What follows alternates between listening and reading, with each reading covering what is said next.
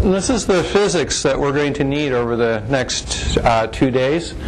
Heat flows from warm to cold. Moisture flows from warm to cold. Moisture flows from more to less. Air flows from a higher pressure to a lower pressure. Gravity acts down. Architects, raise your hands. Okay. All you need to know is one more thing, and that is you can't push with a rope, and they'll give you an engineering license in the state of Florida. This warm to cold and more to less was put down graphically over 100 years ago by, I think, the greatest engineer this nation ever produced, a Wisconsin lad, a cheesehead, by the name of Willis Carrier. And he wrote it down graphically on something called a psychopathic chart. How many have heard of the psychometric chart? Psychometric chart. So the psychometric chart is nothing more than a plot or a graph of warm to cold and more to less. How many people have heard of vinyl wallpaper? Vinyl wallpaper is a vapor barrier. So putting vinyl wallpaper on the inside of an air-conditioned building would be a stupid thing. Do I need to do a calculation? I don't need to go to the psychometric chart. I don't need to do a calculation. I just know that it's stupid. Because the inside is colder than the outside, and the inside is drier than the outside. I'm drawing heat and moisture into my building with an exhaust system. So if I construct an air-conditioned building with an exhaust ventilation system and I install vinyl wallpaper, I would get basically a building that sucks with a condom on the wrong side. Right? We call that a hotel. Right? The moldiest buildings in the United States of America are air-conditioned hotels with vinyl wallpaper with rooftop exhaust. Mold is a water problem. No water, no mold. Repeat after me. No water, no mold. If we have more mold, we must have more... Not true. We have more water problems, but we don't have more water. What's going on is the water that we've always had is hanging around longer in building materials that can't tolerate it.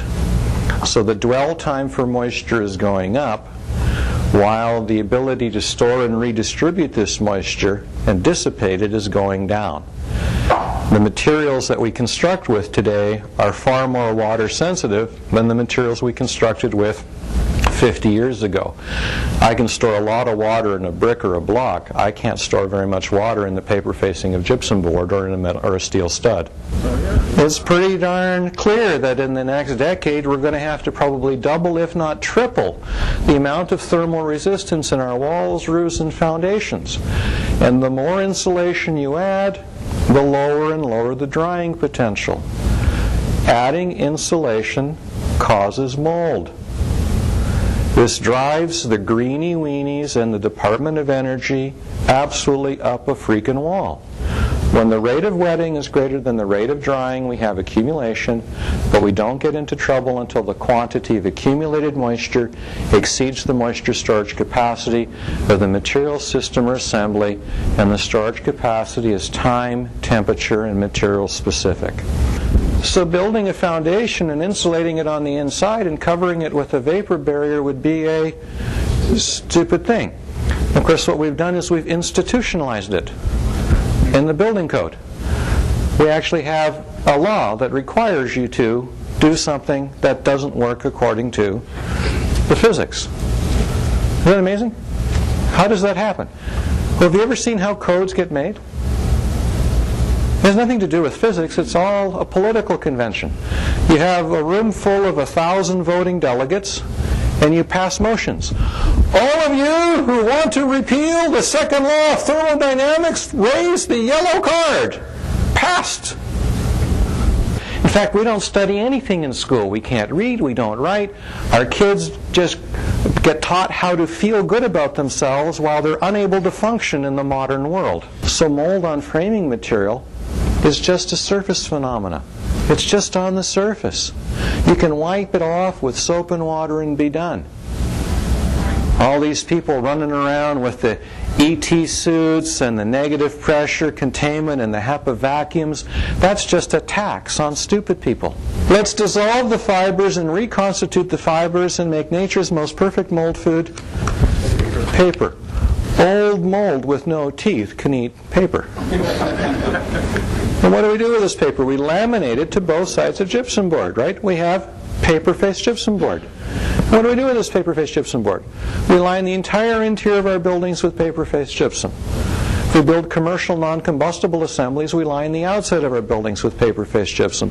Our firewalls, our shaft walls, our service walls, our utility walls, everything is lined with paper-faced gypsum. We're building paper buildings. Even the dumbest of the three little pigs didn't build his house out of paper. And then what do? We color the paper green like we're going to fool the mold. And where do we put the green board? In a shower. So think about changes now. Change number 1, thermal resistance reducing drying potential. Change number 2, the permeability of the linings on our building enclosure are being reduced. Change number 3, the moisture and mold sensitivity of our building materials is increasing as we move down the process stream from timber to engineered materials. And change number 4, the hydric buffer capacity of the typical structures decreased 2 orders of magnitude in the last century. Change number 5 is the buildings are now hollow. Steel studs, drop ceilings, wood studs filled with fiberglass insulation, which is a lousy filter. So we have these complex three-dimensional airflow networks that never existed. We have leaky ductwork installed in leaky building enclosures, and everything connects to everything else. And the fundamental change number 5 is the mechanical system is coupling the building enclosure to the breathing zone of the occupied space.